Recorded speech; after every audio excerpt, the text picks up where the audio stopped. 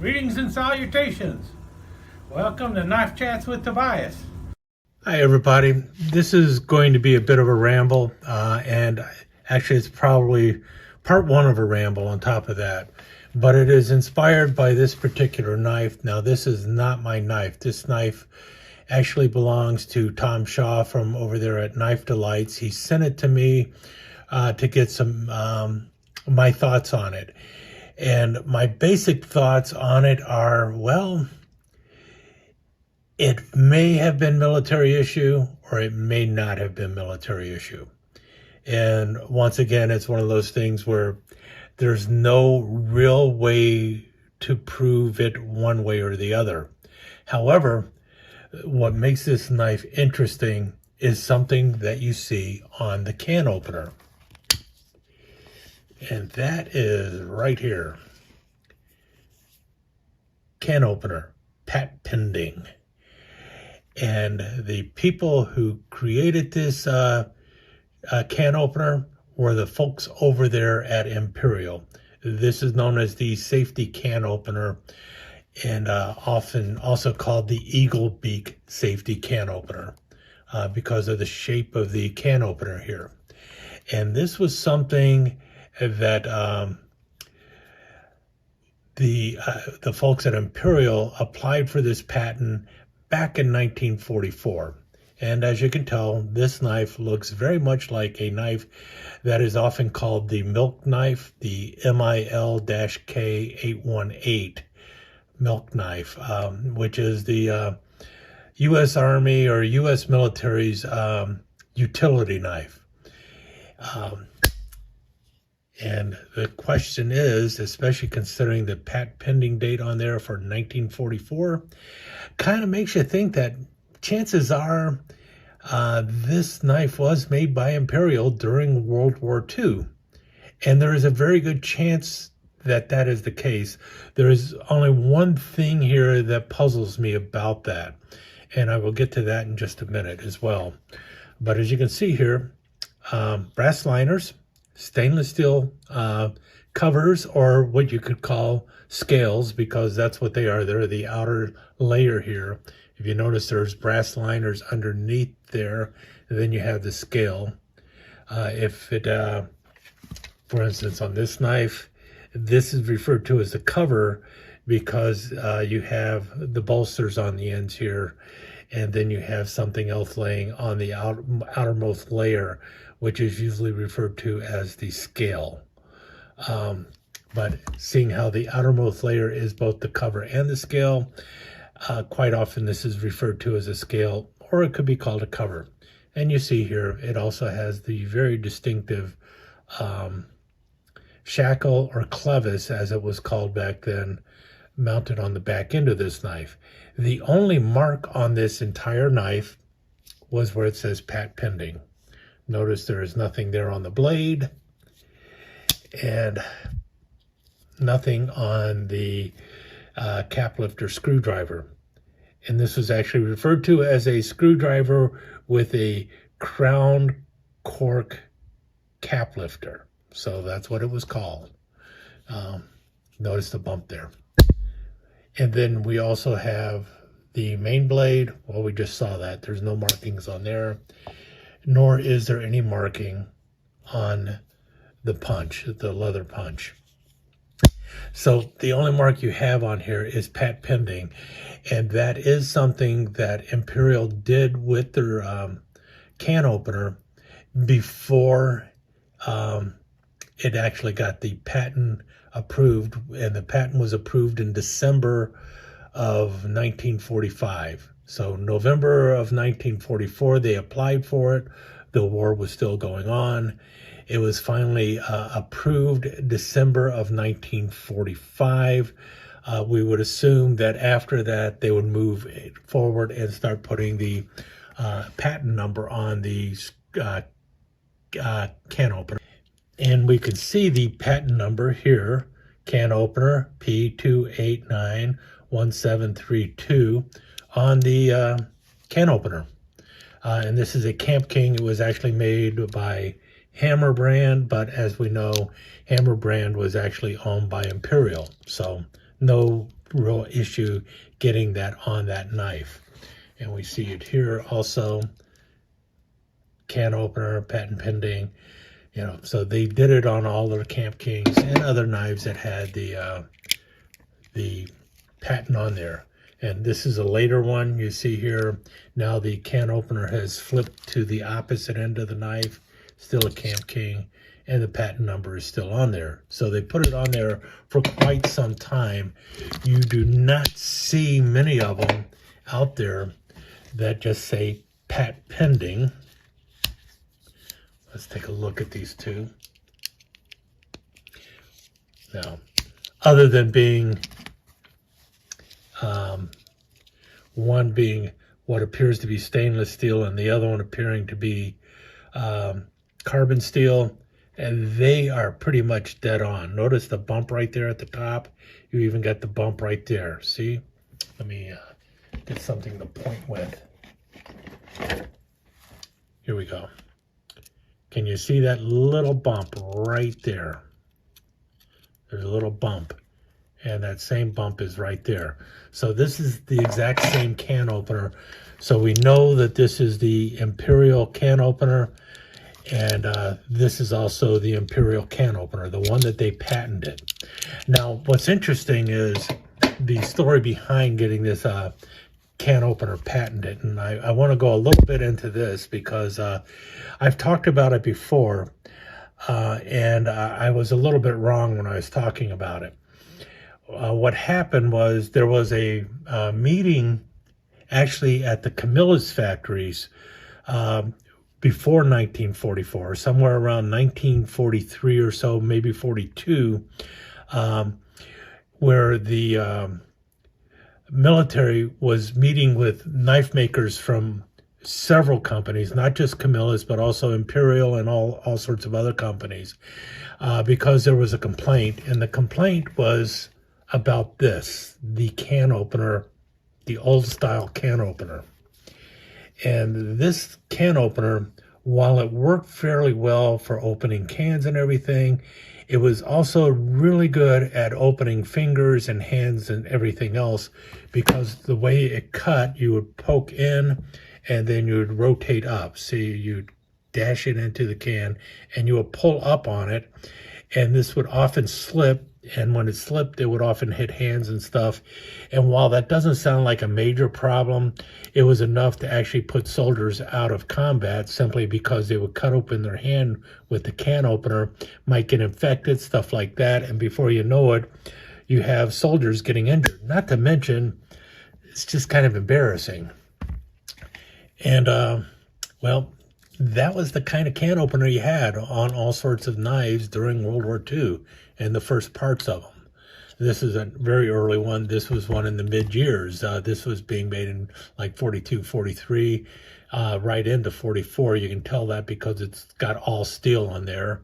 And notice the way these blades are crimped. I'll come back to that in a minute. Notice how the long cap lifter screwdriver drops in the middle, and you also have the main blade dropping in the middle. These two are cranked to go right down the middle, and then you've got the punch and the can opener on the outside of the blades.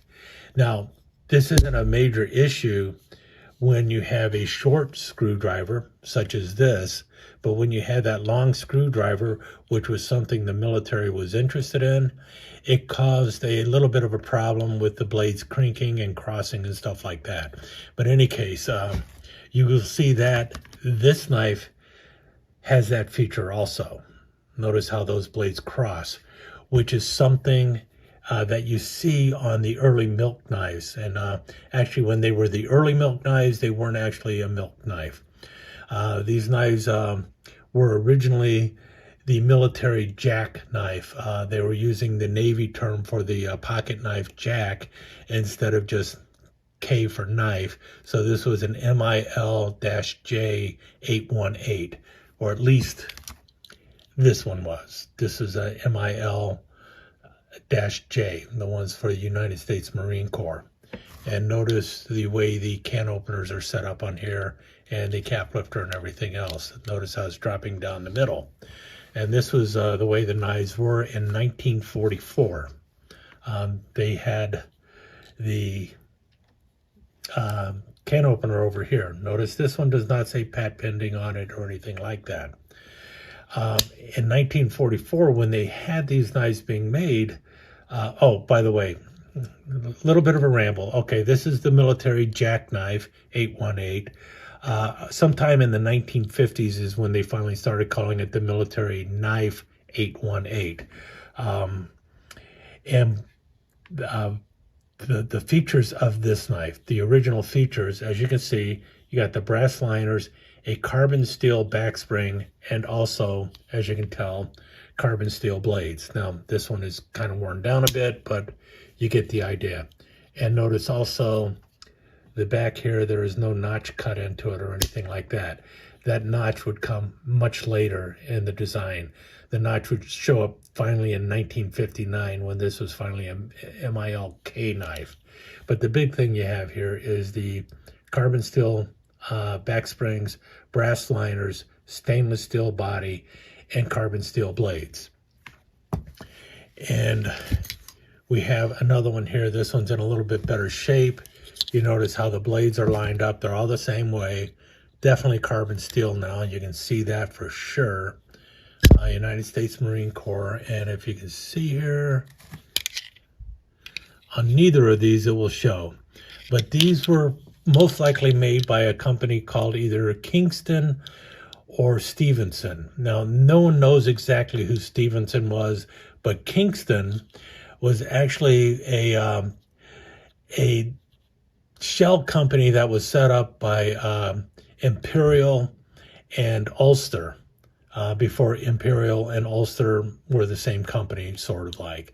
In any case, they were known as, it was known as Kingston, and it was used to fulfill military contracts because neither company could do it by themselves, but by using this shell company, they could do it. And what you would see on them, usually the only marking for the knife was either no marking, or you might see the thing that says U.S. Marine Corps on there. So that part is correct for this. There's no marking on there. This is not marked U.S. yet.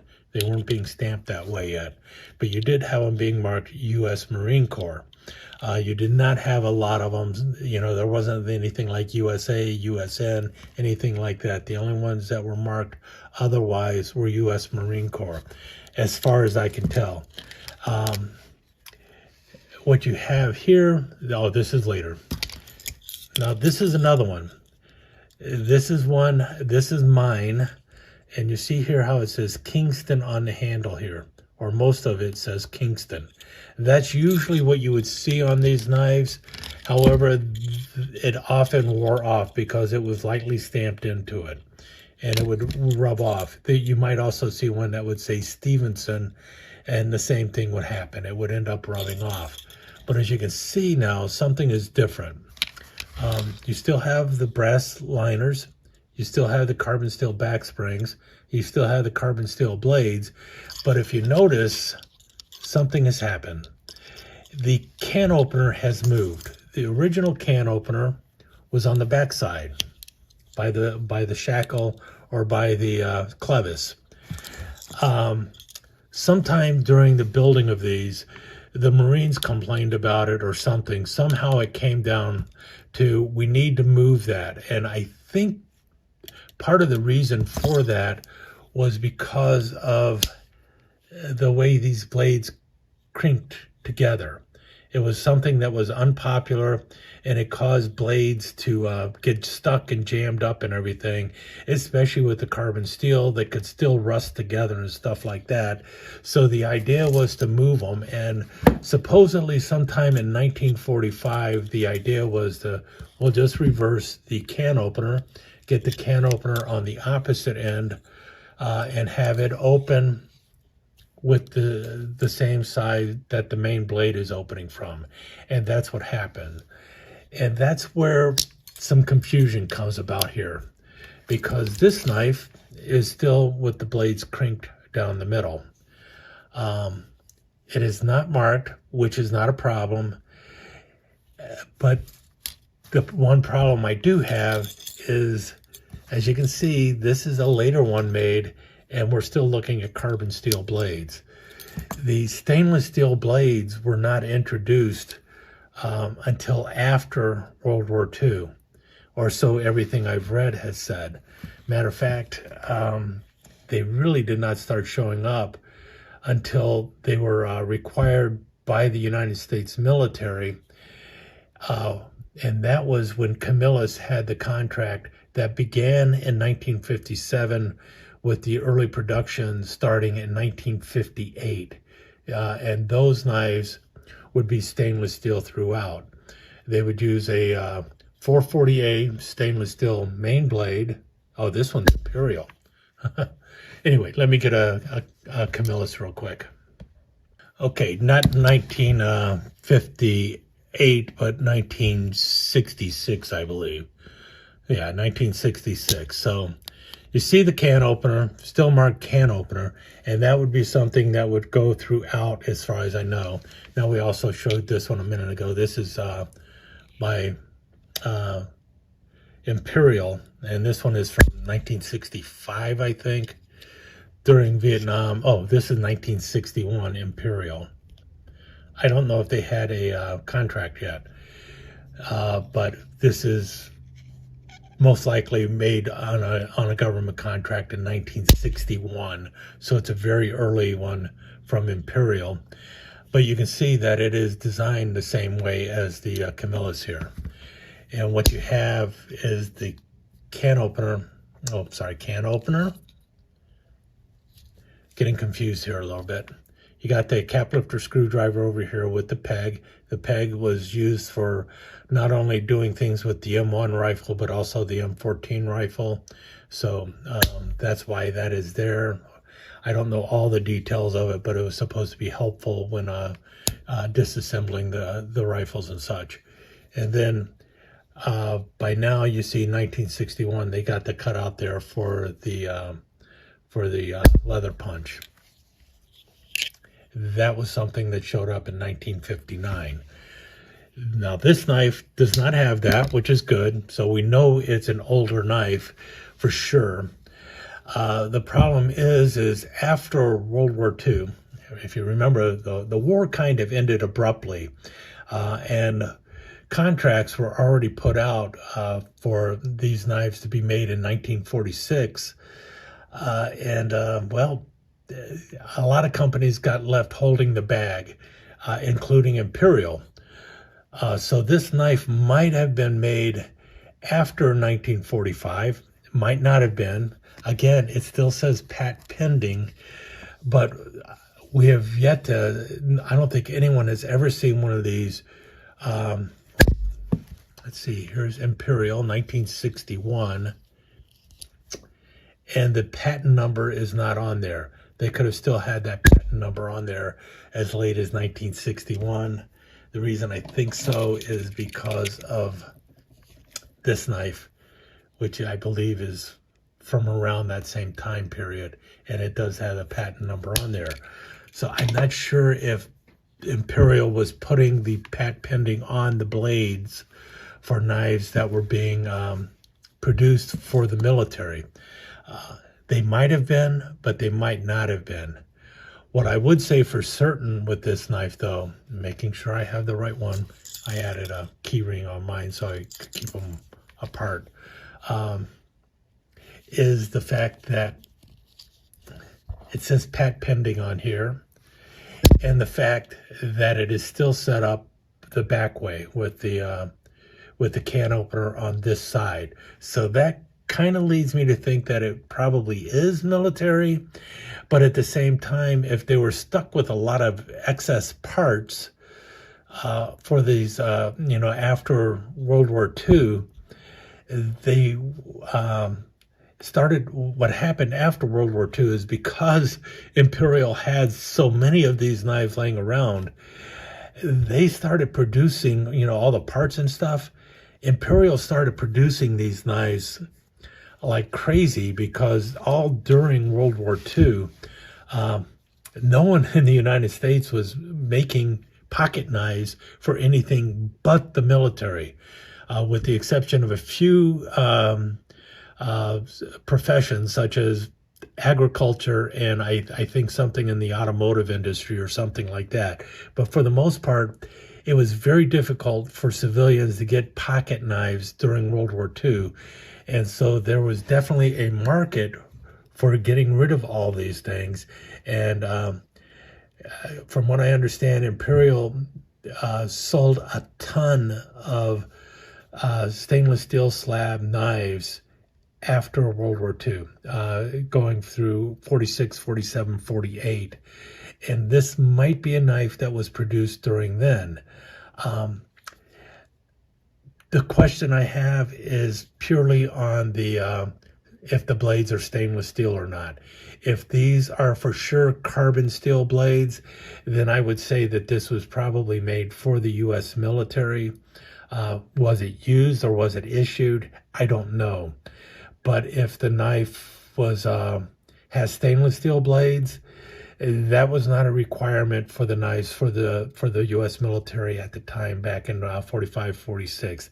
That requirement did not show up until 1955, and this was not a knife that would have been made in 1955, simply because brass liners.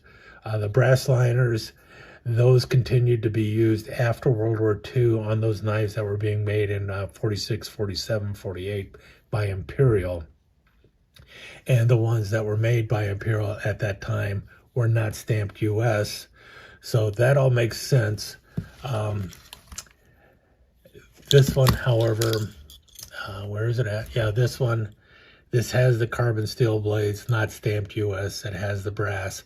So this one is more likely to be a knife made during World War II and possibly used during World War II. But it also falls in the same category as this knife, because Imperial made a ton of these knives after the war, including ones with a carbon steel blade. So this one also could have been made after World War II.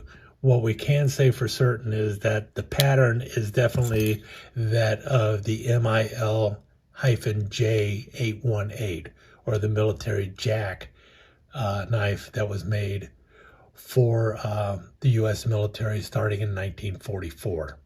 That's what we can say for certain. The only thing that would say it is not an ML military jack is if these blades are stainless instead of carbon steel. And I am not going to dip them in vinegar to find out.